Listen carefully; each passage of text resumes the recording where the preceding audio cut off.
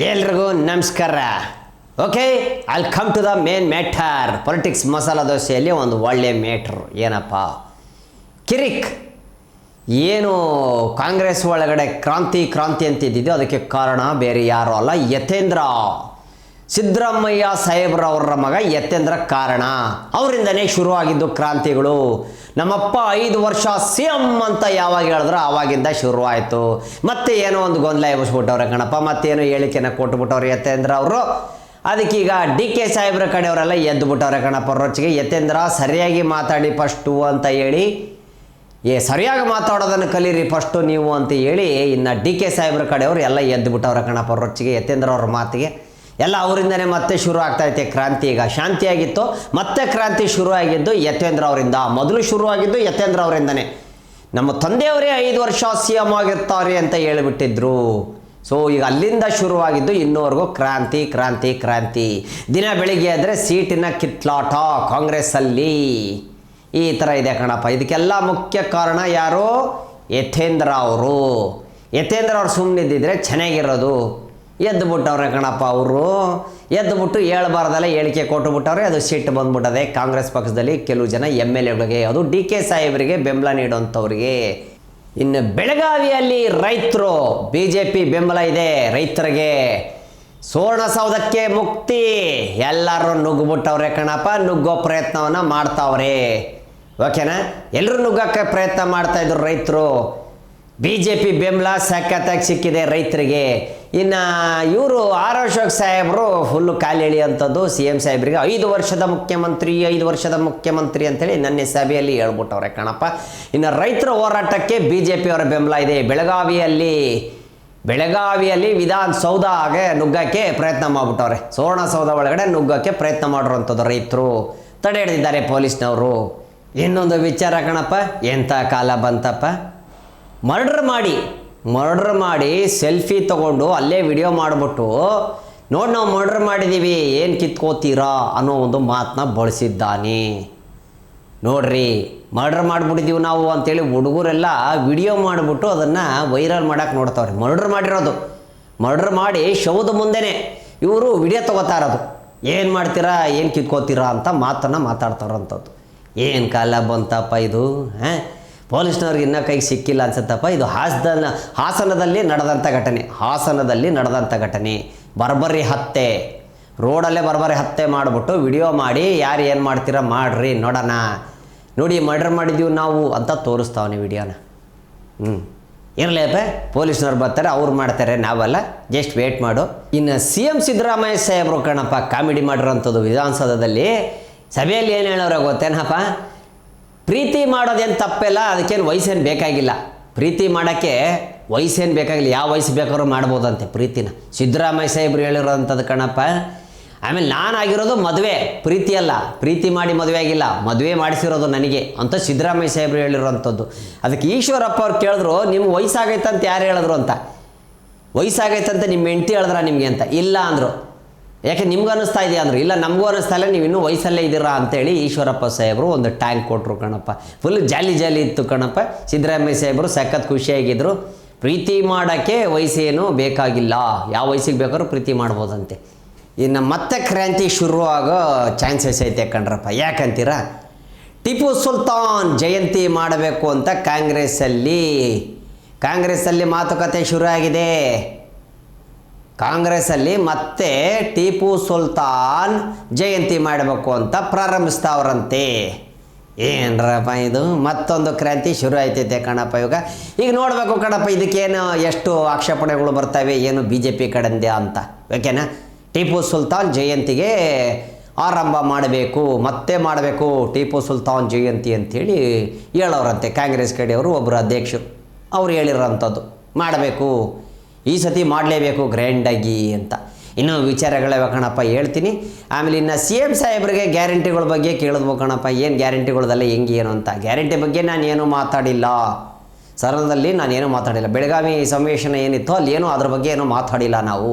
ಇನ್ನು 5 ವರ್ಷ ನೀವೇ CM ಅಂತ ಕೇಳಿದ್ರೆ ಅದಕ್ಕೆ ಯಾವ ಪ್ರಶ್ನೆಯೂ ಇರಲಿಲ್ಲ, ಯಾವ ಉತ್ತರನೂ ಇರಲಿಲ್ಲ CM ಸಾಹೇಬ್ರ ಕಡೆ. ಹೇಳ್ತೀವಿ ಅಂದ್ಬಿಟ್ಟು ಹೋಗ್ಬಿಟ್ರು ಕಣಪ್ಪ.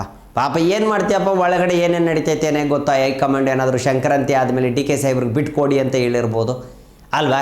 ಚಾನ್ಸಸ್ ಐತಲ್ಲೇನಪ್ಪ. ಇನ್ನು ಆರ್ ಅಶೋಕ್ ಸಾಹೇಬ್ರು ಬೇರೆ ನೋಡಿದ್ರೆ ಕಾಲು ಎಳ್ದು ಹೇಳ್ತಾಯಿದ್ರು 5 ವರ್ಷದ ಸಿ ಎಮ್ ಅಂತ ಹೇಳ್ತಾಯಿದ್ರು. ಇನ್ನೆಲ್ಲ ಗೊತ್ತಲ್ಲ, ಎಲ್ರಿಗೂ ಕೊಂಡು ಬಿದ್ದುಬಿಟ್ಟಿದೆ ಸೀಟ್ ಮೇಲೆ. ಯಾಕಂದರೆ ಬಿಟ್ಕೊಡ್ತೀರಿ ಅಂತೇಳಿ ಇನ್ನೂ ಬಿಟ್ಕೊಟ್ಟಿಲ್ಲ ಅಂದರೆ ಯಾರಿಗೆ ತಾನೇ ಬೇಜಾರಾಗಲ್ಲ. ಡಿ ಕೆ ಸಾಹೇಬ್ರು ಬೇಜಾರಾಯ್ತು. ಅಗ್ರಿಮೆಂಟ್ ಪ್ರಕಾರ 2 ವರ್ಷ ನೀನು 2 ವರ್ಷ ನಾನು ಅಂತ ಹೇಳಿದರು.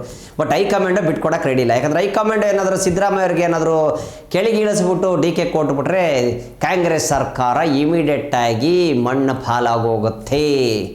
ಎಸ್, ಸಿದ್ದರಾಮಯ್ಯ ಸಾಹೇಬ್ ಇದ್ದರೆ ಕಾಂಗ್ರೆಸ್, ಅವ್ರು ಇಳಿದ್ರು ಅಂದರೆ ಮುಗೀತು, ಎಲ್ಲ ಇಳಿದು ಬಿಡ್ತಾರೆ MLAಗಳು ಅನ್ನೋ ಒಂದು ಭಯ ಕಾಂಗ್ರೆಸ್ಗೆ ಇದೆ, ಹೈಕಮಾಂಡಿಗೆ ಭಯ ಇದೆ. ಇನ್ನು ಯತ್ನಾಳ್ ಸಾಹೇಬರು ಹಿಂದೂ ಹುಲಿ ಯತ್ನಾಳ್ ಸಾಹೇಬರು ಮಾಸ್ ಲೀಡರ್ ಅಂತಲೂ ಹೇಳ್ತಾರೆ ಅವ್ರನ್ನ.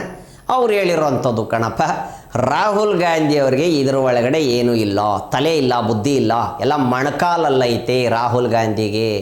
ಏನು ಮಾಡ್ತಾನೆ ಅವನು, ಏನು ಮಾತಾಡ್ತಾನಂತ ಅವನಿಗೆ ಗೊತ್ತಾಗಲ್ಲ ಅಂತ ಹೇಳ್ಬಿಟ್ರು ಕಣಪ್ಪ. ಇನ್ನು ಆರ್ ಅಶೋಕ್ ಸಾಹೇಬರು ಮಾತಾಡೋಕ್ಕೆ ಭಯ ಬೀಳ್ತಾರಂತೆ. ಪಕ್ಷದ ಬಗ್ಗೆ, ಬೇರೆ ವಿರೋಧ ಪಕ್ಷಗಳ ಬಗ್ಗೆ ಮಾತಾಡೋಕ್ಕೆ ಸ್ವಲ್ಪ ಭಯ ಬೀಳ್ತಾರೆ ಆರ್ ಅಶೋಕ್ ಸಾಹೇಬರು ಅಂತೇಳಿ ಯತ್ನಾಳ್ ಸಾಹೇಬರು ಹೇಳಿದ್ರು ಕಣಪ್ಪ.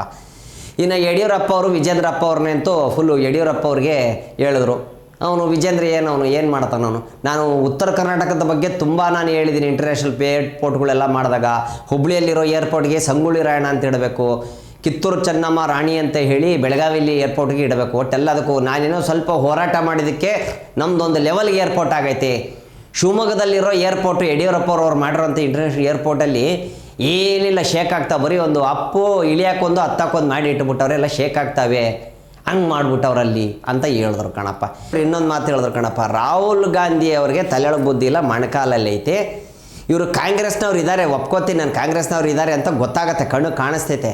ಆದರೆ ಈ ದೇಶದ ಬಗ್ಗೆ ಪ್ರೀತಿ ಆಯಿತೋ ಎಲ್ಲ ಗೊತ್ತಿಲ್ಲ. ಇವ್ರಿಗೆಲ್ಲ ಇಟಲಿ ಕಳಿಸ್ಬಿಡ್ಬೇಕು, ಇವ್ರದ್ದು ಒಂದು ಸತಿ DNA ಟೆಸ್ಟ್ ಮಾಡಬೇಕು. ರಾಹುಲ್ ಗಾಂಧಿಗೆ DNA ಟೆಸ್ಟ್ ಮಾಡಬೇಕು, ಅವಾಗ ಗೊತ್ತಾಗತ್ತೆ ಅಂತ ಯತ್ನಾಳ್ ಸಾಹೇಬರು ಹೇಳಿದ್ರು ಕಣಪ್ಪ. ನಾನಲ್ಲಪ್ಪ, ಕಣ್ಣಿಂದ ನೋಡಿದ್ದು ಕಿವಿಯಿಂದ ನೋಡಿದ್ದು ಮಾತ್ರ ನಾನು ಹೇಳ್ದು. ಇನ್ನು ಬಿ ಜೆ ಪಿ ಮುಖಂಡರು ದೇವರಾಜ್ ಗೌಡರು ಅಡ್ವೊಕೇಟ್ ಅವ್ರು ಹೇಳಿರೋಂಥದ್ದು ಇನ್ನು ಅಷ್ಟೇ. ಇನ್ನು ಕಾಂಗ್ರೆಸ್ ಸರ್ಕಾರ ಉಳಿಯಲಿ, ಗ್ಯಾರಂಟಿಗಳೆಲ್ಲ ಕೊಟ್ಟು ಎಲ್ಲ ಹಾಳು ಮಾಡ್ಕೊಂಬಿಟ್ಟವ್ರೆ, ಇಷ್ಟರಲ್ಲೇ ಪತನ ಆಗತ್ತೆ, ಕಾಂಗ್ರೆಸ್ ಉಳಿಯಲ್ಲ, ಸರ್ಕಾರ ಪತನ ಆಗೋಗುತ್ತೆ ಅಂತೇಳಿ ಅವರೊಂದು ಹೇಳಿಕೆಯನ್ನು ಕೊಟ್ಟಿರೋದನ್ನು ನಾವು ಕೂಡ ಕೇಳಿದ್ವಿ, ನೋಡಿದ್ವಿ ಕಣ್ರಪ್ಪ.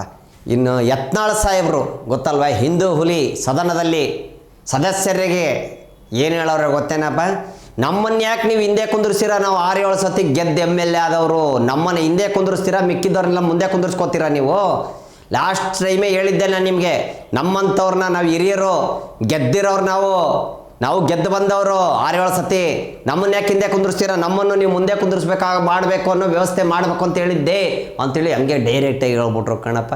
ಹಿಂದೂ ಹುಲಿ ಅಲ್ಲ ಕಣಪ್ಪ, ಮಾಸ್ ಲೀಡ್ರು. ನಿಜವಾಗ್ಲೂ ಯತ್ನಾಳ್ ಸಾಹೇಬ್ರಿಗೆ ನಿಜವಾಗ್ಲೂ ಮಾಸ್ ಲೀಡ್ರ್ ಅಂತಲೇ ಹೇಳ್ಬೋದು ಕಣಪ್ಪ. ಇನ್ನು ಆರ್ ಅಶೋಕ್ ಸಾಹೇಬರು ಸಾಕ್ಷಿ ಇಟ್ಕೊಂಡು ಕೈ ಒಳಗಡೆ ವಿಧಾನಸೌಧದಲ್ಲಿ ಸಾಕ್ಷಿ ಇಟ್ಕೊಂಡು ನುಡಿದಂತೆ ನಡೆದ ಸರ್ಕಾರ ಕಾಂಗ್ರೆಸ್ ಅಂತ ಹೇಳ್ಕೊಂಡಿದ್ದೀರಾ. ರೈತರಿಗೆ ಯಾಕೆ ಮೋಸ ಮಾಡಿದ್ರಿ? 20-30 ಕೋಟಿ ರೂಪಾಯಿ ಯಾಕೆ ಮೋಸ ಮಾಡಿದ್ರಿ ರೈತರಿಗೆ? ಇದಕ್ಕೆ ಉತ್ತರ ಕೊಡಿ. ಗುರು ಶಿಷ್ಯರು ಅವ್ರು ಬಿಡಿ, ಅವ್ರು ಅಳಬ್ರು, ಅವ್ರು ಏನಾರು ಮಾಡಿದ್ರು, ಏನೋ ಹುಷಾರಿಲ್ದಾಗ ಎಚ್ಚರಿಲ್ದಾಗ ಹೋದರು. ಈಗ ಸ್ವಲ್ಪ ವೈರಿಗಳಾಗಿ ದೂರ ಆಗವ್ರೆ. ಯಾರಿಗೆ ಅಂದಿರ್ಬೋದು, ಡಿ ಕೆ ಸಾಹೇಬ್ರಿಗೂ ಅಂದಿರ್ಬೋದು, ಇಲ್ಲ ಇನ್ಯಾರಾದರೂ ವೈರಿಗಳಿರ್ಬೋದಪ್ಪ. ಕಾಂಗ್ರೆಸ್ಸಲ್ಲಿ ಅವರವರೇ ಆಗಿರೋವಂಥದ್ದು. ಸೊ ಅದಕ್ಕೆ ರೈತರಿಗೆ ಯಾಕೆ ಮೋಸ ಮಾಡಿದ್ರಿ ನೀವು ಅಂತೇಳಿ ಸಾಕ್ಷಿ ಇಟ್ಟುಕೊಂಡು ಆರ್ ಅಶೋಕ್ ಸಾಹೇಬರು ಪ್ರಶ್ನೆ ಮಾಡಿರೋವಂಥದ್ದು ಸಿದ್ದರಾಮಯ್ಯ ಸಾಹೇಬರಿಗೆ. ಓಕೆನಾ?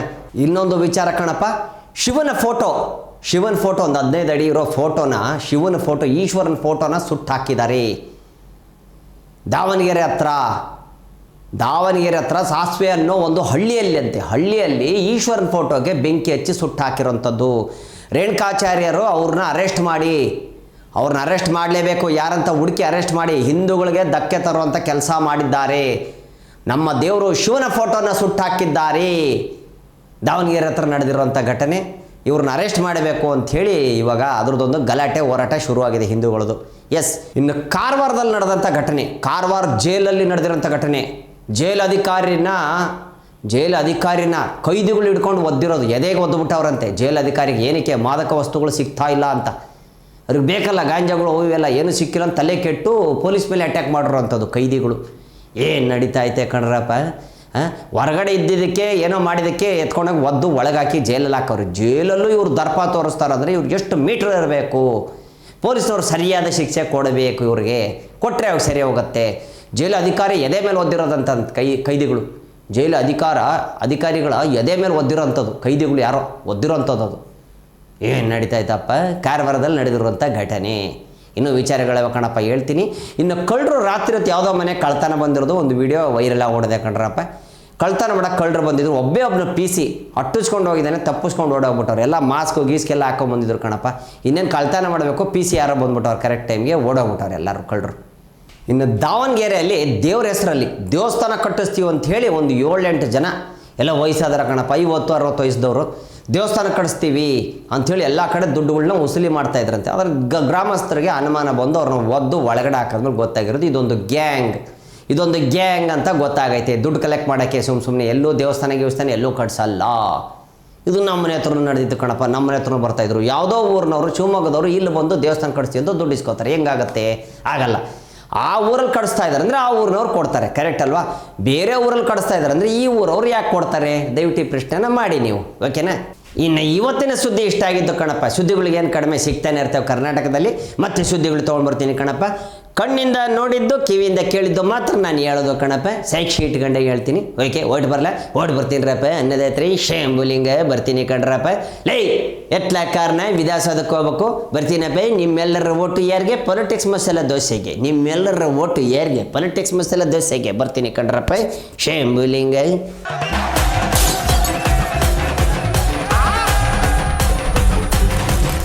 ಕ್ಷಣದ ಸುದ್ದಿಗಳಿಗಾಗಿ ಫ್ರೀಡಂ ಟಿವಿ ಸಬ್ಸ್ಕ್ರೈಬ್ ಮಾಡಿ, ಲೈಕ್ ಮಾಡಿ ಹಾಗೂ ಫಾಲೋ ಮಾಡಿ. ಹೊಸ ಸುದ್ದಿಗಳ ನೋಟಿಫಿಕೇಶನ್ಗಾಗಿ ಬೆಲ್ ಐಕಾನ್ ಮೇಲೆ ಕ್ಲಿಕ್ ಮಾಡಿ.